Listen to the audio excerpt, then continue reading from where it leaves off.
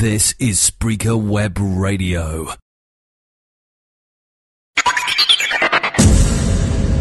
It's showtime, and you're listening to Florida Real Estate Radio, where you'll hear about what's relevant and where to find opportunities and solutions in Florida real estate. Right now, live in studio, here's your host, Brian Heckman. Well, thanks so much for tuning in today. We are so privileged, so honored to have you listening to Florida Real Estate Radio. And you know what? Today, you're in for another treat. So we brought in Dana Ball, who is literally an award-winning real estate agent with Century 21, Jim White & Associates. And what Dana's going to talk about today is pricing your property to sell. And then the other side is this taking the emotion out, which is such a challenge with people right now. So Dana, welcome to the show. Hi, Brian. Thank you for having me. Well, I'm just, I say this all the time because we've gotten some great people to come in here and share information with us, but I'm very surprised that you're here right now. Well, thank you, Brian. I would take any time out of my day to work with you. Well, we appreciate it. I don't know about that, but, that sounds really good. So, no, I really am just super honored that you're able to be here, especially with all these awards you're winning lately. I know your time is very valuable. Why don't we do this? Why don't we just start by sharing your story, how you got into real estate, why you're still in real estate, all that, how that all looks. All right. I became involved in real estate when I married my husband, who works for a national home builder. And I had a marketing degree. I moved from New York City.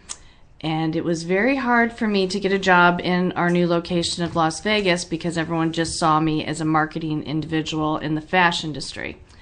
So I took that and parlayed it and got my real estate license, began working real estate. Then we've been transferred several times over the last couple of years, and real estate has been really the only career that I could thrive at and go into a different market, learn the market, and become successful at and be my own boss. Got it. So you started out in real estate then in Las Vegas. Yes. And that's a pretty interesting market, isn't it? It was, because it was the heyday when I was there. Now, doesn't that kind of mirror what's going on in Florida, though? Like with all the just ridiculous expansion, crazy building, new construction kind of stuff, like outside the older, metro area? Yes, and the areas that were hit and that also boomed were Arizona, Nevada, California, and Florida. Those then also took the hardest fall. Yes, got it. Well, cool, great background information. And so, why don't we kind of jump into what you wanted to talk about today, which is kind of what I was asking you about, because I know stuff that you're great at. What would you say is one of the most important thing for customers, for sellers to remember when putting a price on their home? Well, first of all, I think that you have to, in today's market, look at your comparables. And bank-owned homes and short sales are your comparatives now. When I talk with a lot of clients, they'll say, well, the house next to me isn't a comparable because the bank owns it. But actually it is, unfortunately. Yeah, at some point, I know we deal with it on the lending side with appraisals. At some point, we can't ignore the 15 short sales that have happened in the last 6 months. Just because it's a short sale, we just can't ignore it. Exactly. And that's what's been very hard for sellers to realize and for us to get through and educate the sellers that is part of the game now. So how do you have that conversation with sellers? I mean, how does that work when, you're trying to list their house for one price for $300,000 and they're saying, "Are you kidding me? I should be $325." How does that conversation look? Sometimes not so pretty. It depends on how open they are. Sometimes it's very tough. They will look at, their home and the improvements that they've made, and sometimes the improvements that they have put into the home don't come back as returns. Right. Kitchen and baths are always big returns, but, that landscaping that you did in the backyard won't be. The pool probably will be, but that very expensive wallpaper you put up inside is not going to translate towards money in your pocket. Got it. And do you ever feel like you have, it's kind of like us on the mortgage side, where I'd like to talk to somebody a year before they're going to do something, because we can fix problems before they're a problem, as opposed to when they come to us when they're ready to buy with a contract, where it's like, I wish I would have talked to you 6 months ago. Do you ever have customers that proactively come to you and say, hey, I'm looking to do this, new landscaping, new kitchen. Should I do this if I wanted to sell, or what would it look like for resale? Do people come to you a lot with that, or is that mostly just past clients that ask you that stuff? No, actually, I have a client that I'm working with currently. Actually, I've been working with them for over a year, and they have done that with their home. Now, one of the aspects that they did to their home was new flooring, which I highly encourage them not to do, but they went ahead and did it anyways. And it wasn't a very pedestrian flooring. It's something that's a little more on the unique side. Very bad investment. The really cool flooring that's not good for resale. Exactly. Oh, man. What is it? Curious. It's a pickled whitewood. Pickled? I don't know what that is. Maybe we can get It's a like picture of it and put it up on the website, though. If you think of something that is not fully white, that looks like you've just taken a cloth and gone over the wood, and so you've got some areas that are darker and some that are lighter. So kind of a washed feeling. You know, I learn something every time I do one of these. Pickled white wood. Pickled white wood. Yes. Does it look good? It's just not good for resale? It's not what everyone would like. Right. If you walked into a home, a nice hickory, nice mahogany, nice cherry is going to be very pedestrian. Everybody can see themselves in that home. Gotcha. You have to have pretty unique furniture to go with pickled white wood. That's my thing for today. I love it. So so what happens when you go to list somebody's house? You probably have an idea what it needs to list for based on comparables. How do we need to look at other comparables that are short sales, that are foreclosures in the market, and how's that conversation flow with the seller? You're pulling that stuff up basically on comparables, and you're just having to basically educate them, is what I'm talking about. Yes. On, hey, unfortunately, I know this was a short sale, but it is what it is. It's a comparable. Right? It is a comparable because you have to take the word short sale and the word bank owned out of it, and it's still just a home. It doesn't matter if it's a short sale or an REO, bank owned.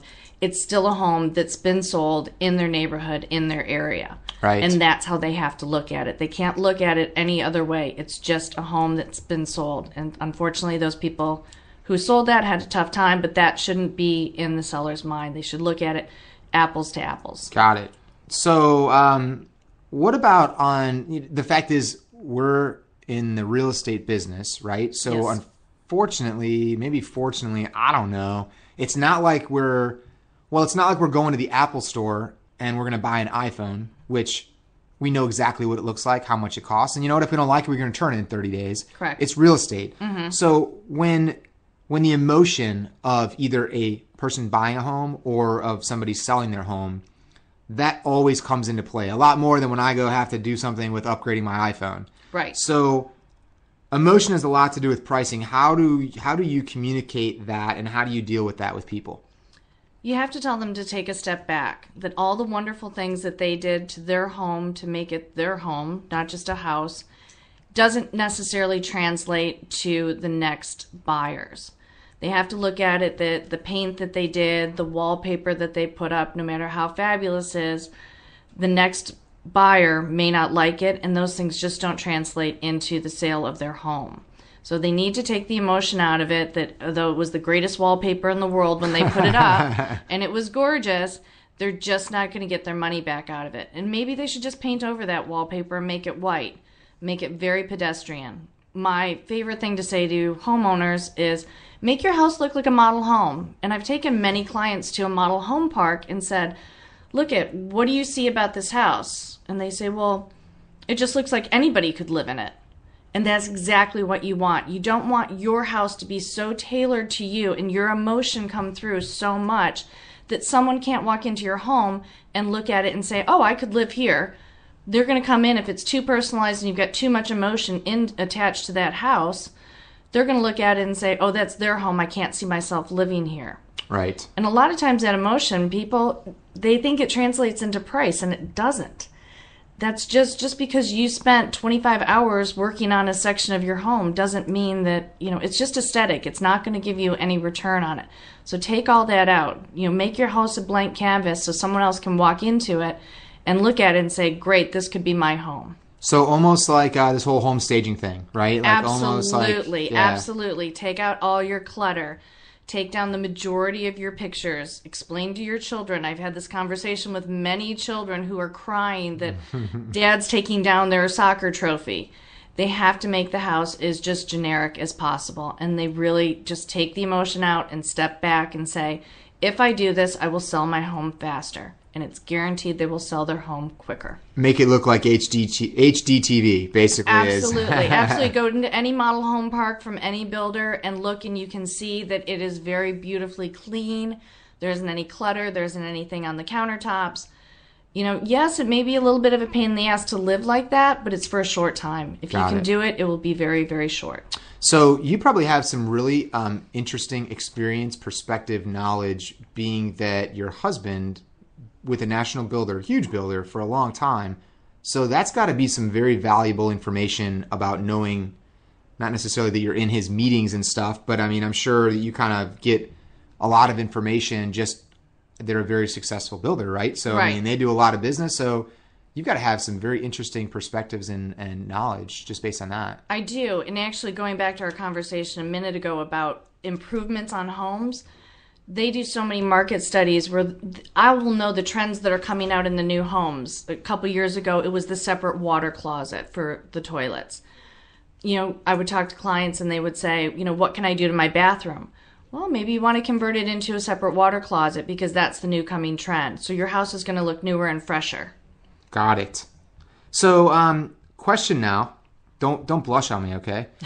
But I have some information on you that I mentioned earlier. So here's what I found out. You won 2 awards with your company, with Century 21. Pinnacle Quality Service Award, which means you basically are like the bomb with your customers. So that's 100% of your surveys came back that you were basically amazing. Yes. See, there you go, being all humble again. But what does that mean? Like you scored 100 out of 100, and how are they questioned on what your service was like? Yes. Century 21 corporate office sends out surveys to all of our clients, buyers and sellers, and have them evaluate your service. There's 20 questions, and it's rated 1 through 10, 1 being the most satisfied, 10 being least satisfied. And then there's a small percentage in there of questions on our office, if they interacted with our office at all. Some of our clients never interact with our office because they're not local. Sure. But yes, I was very lucky that my clients really enjoyed my company and knowledge. Some people say lucky, but some people say you do a great job. And I'm betting you do a good job. Thank you. So the second one here, because we can't leave this one out, Masters Achievement Award, which essentially means you're doing a ton of business. Yes, I did quite a bit of business last year. Awesome. So what's really cool about this is knowing, I mean, I've known you for a while, so like, you're just an awesome person, fun to talk with, but dang, super experienced, doing a bunch of business and providing a level of customer service that apparently every single one of your customers, which you're doing a lot of, having a lot of customers, are 100% satisfied with your service. It's pretty crazy. Congratulations. Great. Well, you also helped out a bit on that because several of my customers go to you for mortgages, and we have had a high success rate with those. Well, thanks. And that also translates to my customers being very happy if their mortgage area is covered and taken care of and serviced. So thank you. Well, thanks. I appreciate it. But that wasn't a plug for me. That was seriously like that. No, but seriously, it's awesome. So I think kind of we sometimes have a little mutual admiration club going on, but it really does help my business. Yeah. No, that's awesome. Appreciate you saying that. Well, let's do this. We're kind of wrapping down on time today, but hey, would love to have you come back and do this again at some point down the road and just share information. Great topic. So thanks so much for coming in today. Well, thank you for having me. I really enjoyed it. Oh, great. We'll definitely do it again. And so thank you out there for listening to Florida Real Estate Radio. And it's right here where you're going to hear about what's relevant and where to find opportunities and solutions in Florida real estate right now. I'm your host, Brian Heckman, here with award-winning Dana Ball. Remember that we're all in this together, so let's grow together. Have a good day.